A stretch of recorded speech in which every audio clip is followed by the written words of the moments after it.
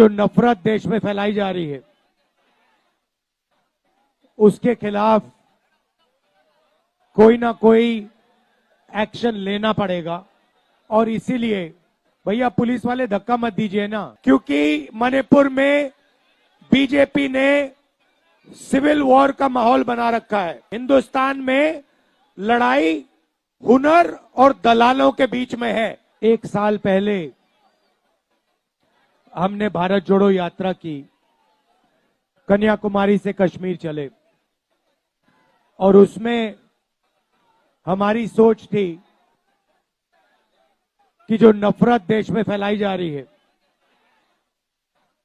उसके खिलाफ कोई ना कोई एक्शन लेना पड़ेगा।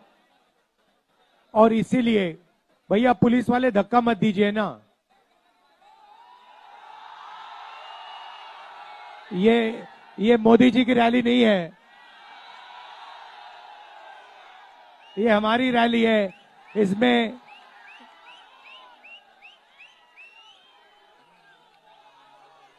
तो हमने पिछले वाले यात्रा में नफरत के बाजार में मोहब्बत की दुकान खोली और पिछली यात्रा में बहुत सारे लोगों ने हमें कहा कि देखिए आप 4000 किलोमीटर चले मगर बहुत सारे ऐसे प्रदेश हैं जहां आप गए नहीं।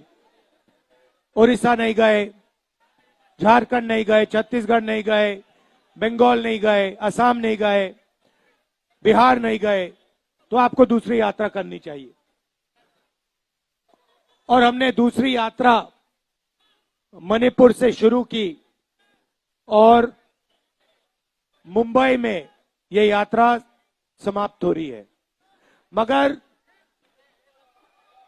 यह यात्रा मुंबई में नहीं समाप्त हो रही है, यह यात्रा धारावी में समाप्त हो रही है। शुरुआत हमने कहा कि मणिपुर में, क्योंकि मणिपुर में बीजेपी ने सिविल वॉर का माहौल बना रखा है। भैया पुलिस वाले धक्का मत दो, कुछ नहीं होने वाला। और भैया ऐसी शक्ति से धक्का दोगे तो आपको परे कर देंगे ये लोग, तो रिलैक्स रहो, कुछ नहीं होने वाला।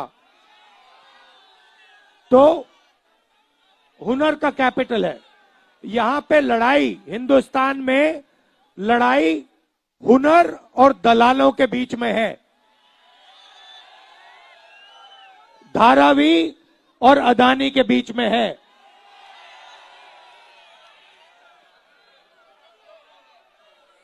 और इसीलिए यात्रा में हमने न्याय शब्द जोड़ दिया।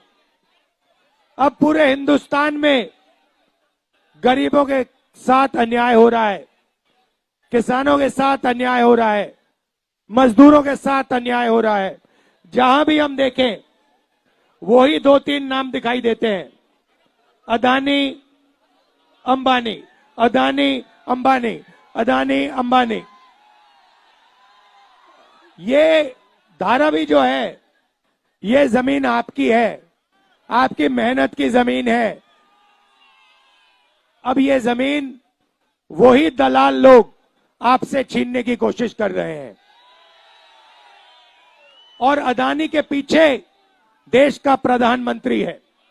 अदानी अकेला नहीं खड़ा है, अदानी के पीछे देश का प्रधानमंत्री खड़ा है। देश का प्रधानमंत्री खड़ा है। उसके पास ईडी, सीबीआई, इनकम टैक्स, चंदा मामा, ये उनके पीछे शक्ति खड़ी हुई है। दुनिया का सबसे बड़ा एक्सटॉर्शन रैकेट हिंदुस्तान की सरकार चला रही है। हजारों करोड़ रुपए नरेंद्र मोदी की पार्टी को बॉन्ड्स में दिए गए। क्यों दिए गए? 3 कारण हैं, 3 तरीके हैं। सबसे पहला, कंपनी के पास बीजेपी के लोग जाते हैं,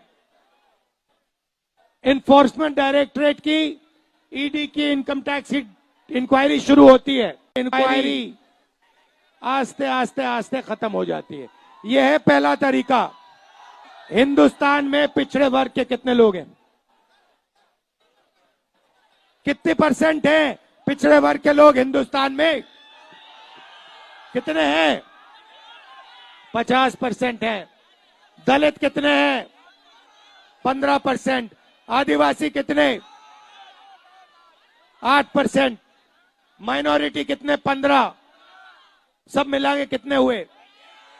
90, तकरीबन 90। मीडिया में 90% के कितने लोग? मीडिया में 90% के कितने लोग? इनकी मालिकों की लिस्ट निकालो।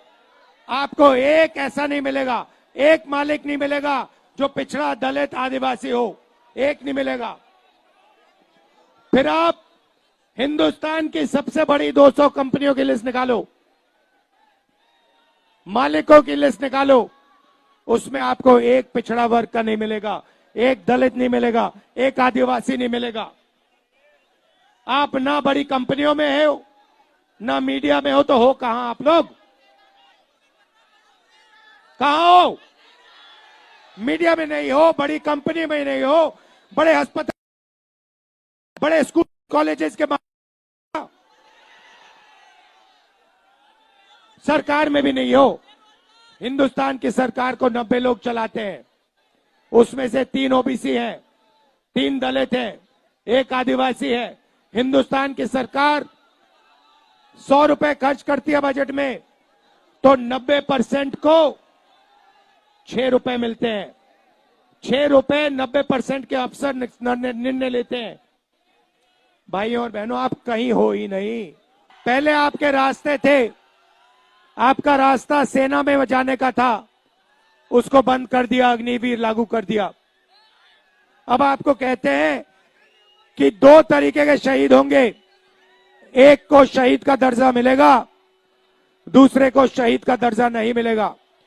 चाइना के सैनिक 5 साल ट्रेनिंग करेंगे, हमारा अग्निवीर 6 महीने ट्रेनिंग करेगा।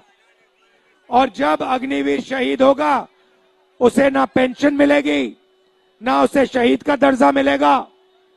उसे कहा जाएगा आप मर गए मगर आप शहीद नहीं हो। पब्लिक सेक्टर को ये एक के बाद एक बेच रहे हैं।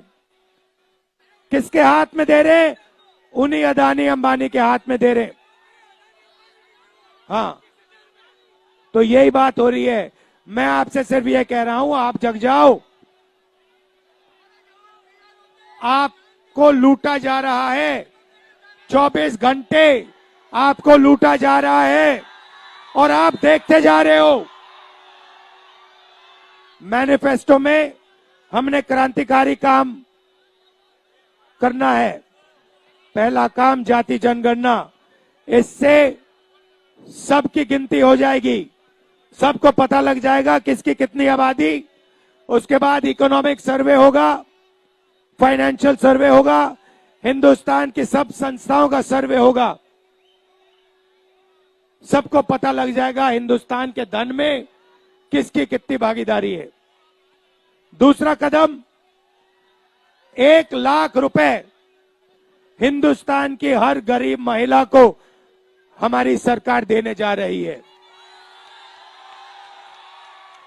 ये 16 लाख करोड़ रुपए इन्होंने 20 लोगों 25 लोगों का कर्जा माफ किया है। ये हर रोज अरबपतियों को धन देते रहते हैं, बांटते रहते हैं। इसीलिए हम हिंदुस्तान की गरीब महिलाओं को 1 लाख रुपया साल का, 8,400 रुपए महीने का